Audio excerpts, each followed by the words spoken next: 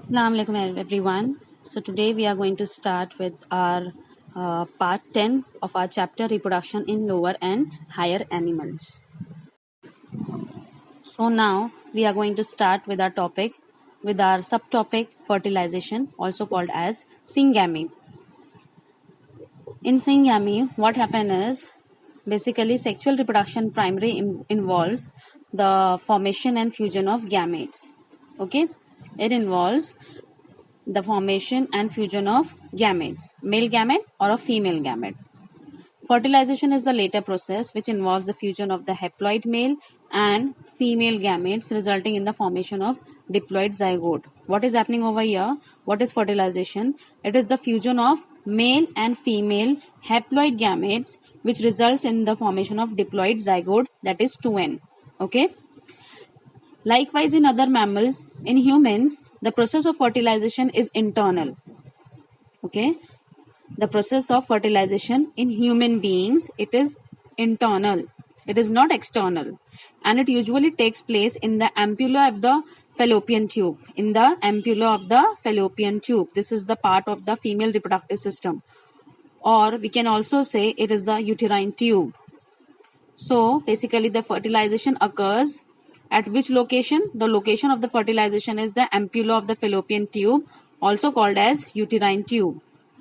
The fertilized egg, once the egg gets fertilized, then this fertilized egg, also called as zygote, will develop into an embryo, and this process occurs within the uterus.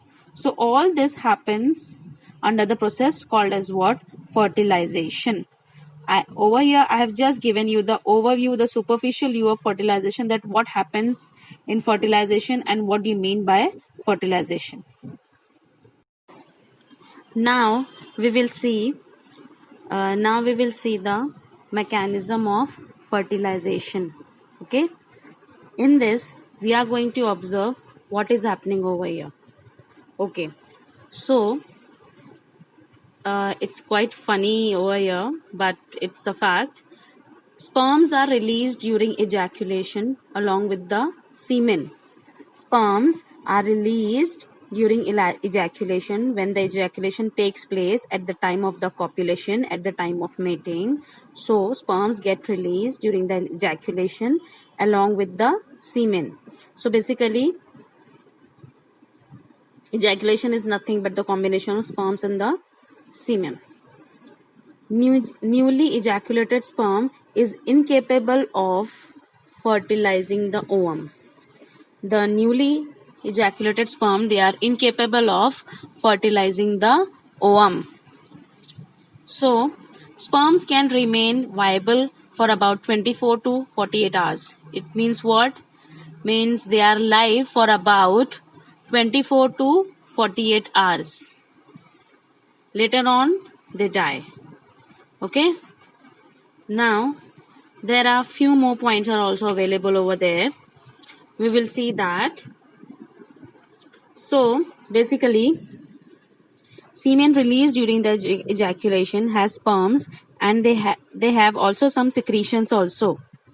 The coagulated semen now undergoes the liquefaction and sperms become active. So, this all happens in the mechanism of fertilization. Now, we will see under mechanism of fertilization, A. Movement of sperm towards the egg. How sperm moves towards the egg.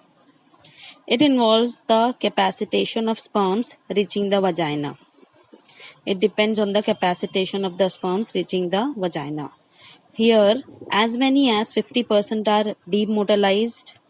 Demotilized means they cannot move, broken or destroyed. The sperms out of the whole sperms, about 50% of the sperms they will get demotilized, broken or destroyed. The remaining 50% sperms will undergo capacitation. This process requires about 5 to 6 hours.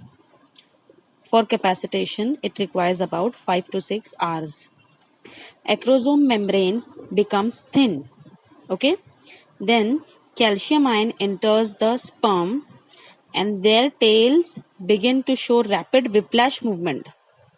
When the calcium ion enters the sperm tails begins to show rapid whiplash movement, one by one, a very sudden movement, a zigzag movement, that is called as what? The whiplash movement.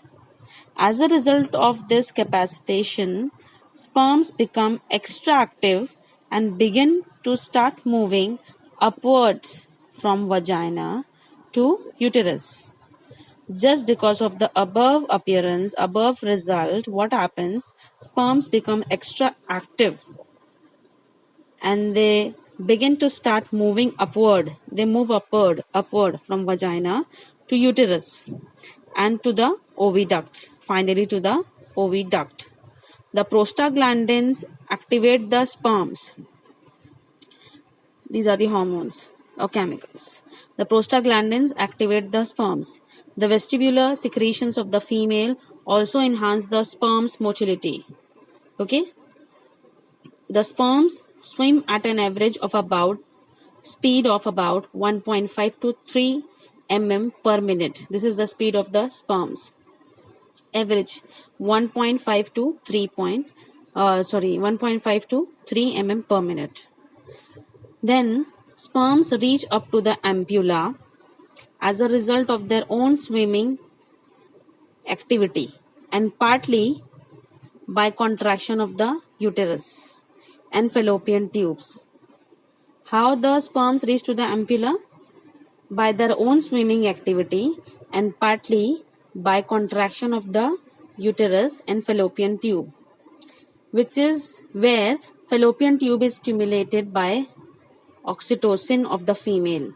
Here, fallopian tube is also stimulated by oxytocin of the female.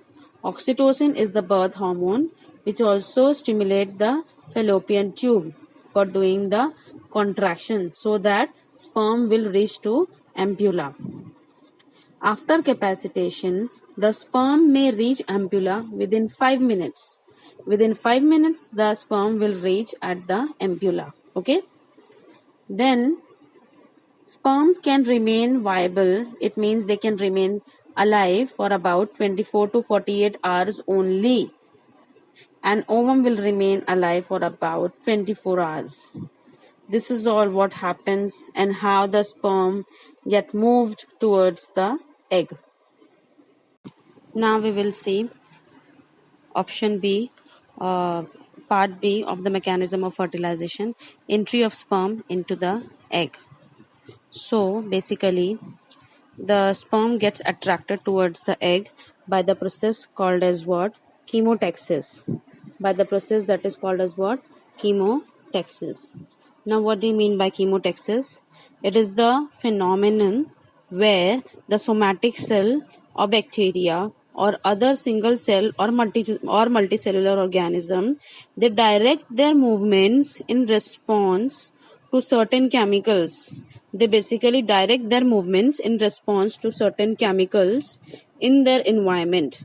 This is called as what? Chemotaxis. Okay? This is all about the chemotaxis.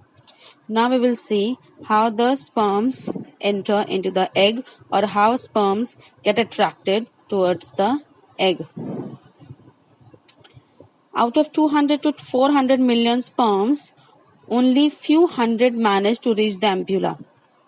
How many? Out of 200 to 400 million sperms. Because here I just want to clear out something, that about one drop of the one drop of the semen, it contains 300 million of sperms. About one drop at the time of ejaculation, when ejaculation takes place at the time of mating, so that one drop of sperms, they contain about 300 millions of sperms. Okay, so out of 200 to 400 million sperms, only few hundred of sperms, they manage to reach the ampulla. Though many sperms reach the ampulla, but only a single sperm fertilizes the ovum. I am repeating my word once again. Many sperms, they reach the ampulla, but Only a single sperm fertilizes the ovum. Only a single sperm fertilizes the ovum. A sperm, after reaching the egg, comes to lie against it. Its acrosome releases lysins, which are hyaluronidase and corona-penetrating enzymes. They separate and dissolve the cells of corona radiata. So the sperm head passes through the zona pellucida. The sperm head passes through the zona pellucida of egg. The zona pellucida has fertilizing receptor proteins. The zona pellucida layer of the egg, they has the fertilizing receptor proteins. They are ZP3 and ZP2. The fertilizing binds to specific acid proteins. The fertilizing, what it do? It binds to specific acid protein, anti-fertilizing of sperms. It brings about attraction of sperms to the egg to enhance fertilization. What it do? It brings about the attraction of sperms to the egg to enhance the fertilization. Fertilizing anti-fertilizing interaction is species specific.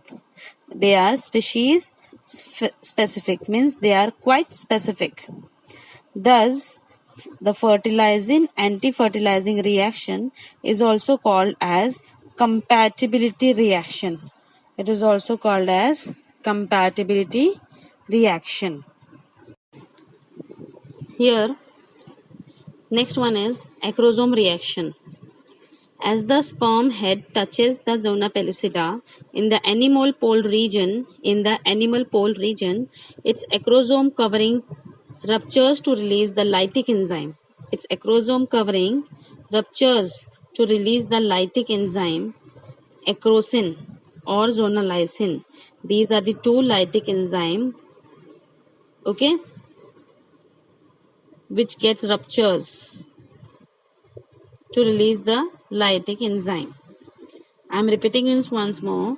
As the sperm head touches the zona pellucida in the animal pole region, its acrosome covering ruptures to release the lytic enzyme. What are that lytic enzymes? Who are they? They are acrosin or zonalysin.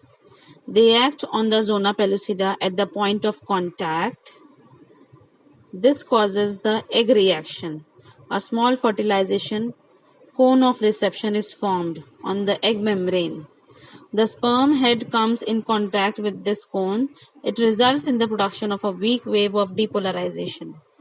Plasma membrane of both the cells dissolve at the point of contact. The sperm nucleus and the centrioles enter the egg, while other parts remain outside. Then, as soon as the sperm head touches the vitelline membrane, a cortical reaction gets activated, changing the vitelline membrane into fertilization membrane by deactivating the sperm receptors.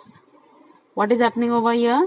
As soon as the sperm head touches the vitelline membrane, a cortical reaction gets activated, changing the vitelline membrane into a fertilizing membrane by deactivating the sperm receptors of zona pellucida.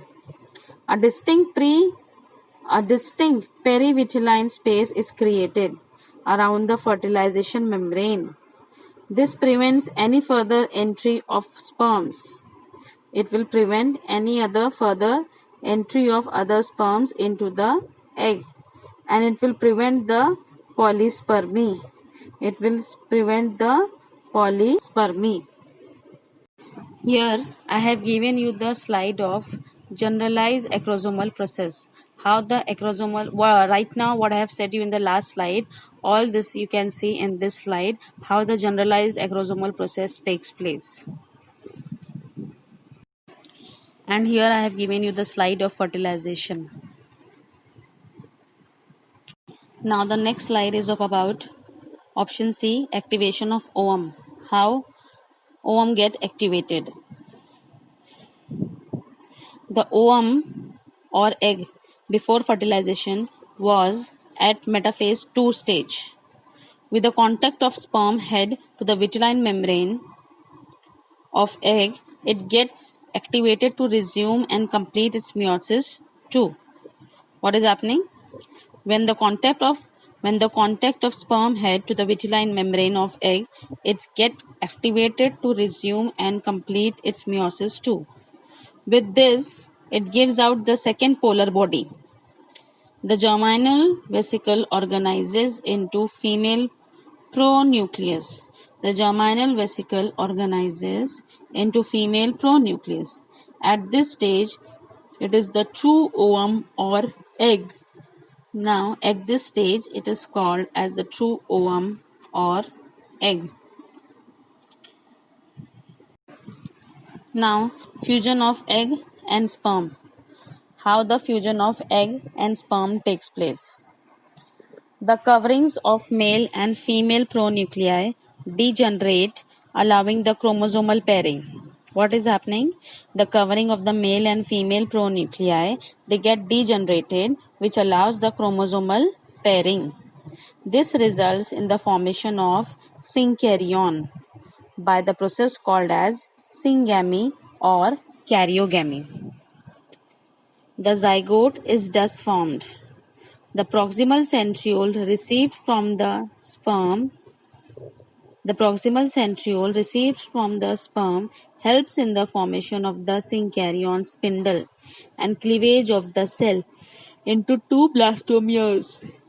And here we can see through this synkaryon only the triodes of the parents come. Some triodes of the egg, some triodes of the some of the triodes come from egg and some of the triodes come from the sperm. It means some of the zygote, the would be the coming generation, the next generation or the next baby which is going to come, it will take the triodes of some triodes of father and some triodes of mother. Now coming to our last slide of our today's lecture, significance of fertilization. Till now we all have studied regarding the fertilization, and lastly we will conclude with our topic that what is the significance of this fertilization. Secondary oocyte completes the process of oogenesis and is transformed into a mature ovum, that is N haploid.